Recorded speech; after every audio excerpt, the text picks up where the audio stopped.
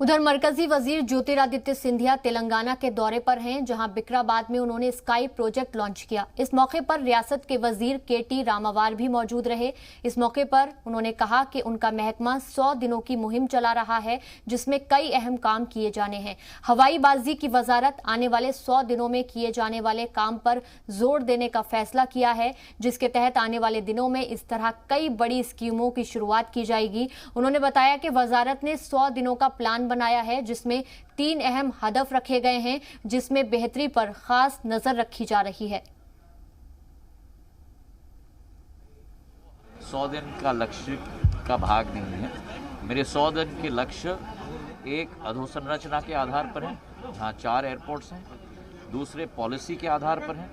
उदाहरण के तौर पर जो ड्रोन पॉलिसी हम लोग ने घोषित की है, ई-बीकैस और ई-जीसीए की जो पॉलिसी है, 8 मुद्दे उस पर है और 4 मुद्दे रिफॉर्म के आधार पर। तो ये 16 मुद्दों का एक 100 दिन का काव्याद मैंने बनवाया है। एयर टैक्सी और स्काई टैक्सी ड्रोन का भविष्य है। विश्व भर में अभी उसके प्रति फंडिंग हो रहा है और आने वाले दशक के अंदर जब भारत प्रधानमंत्री जी के नेतृत्व में ड्रोन कैपिटल विश्व का बनेगा 2030 तक, मुझे विश्वास है कि जब वो टेक्नोलॉजी आएगी तो प्राथमिक तौर से भारत में ही आएगी। इसका भी मुझे पूरा विश्वास है।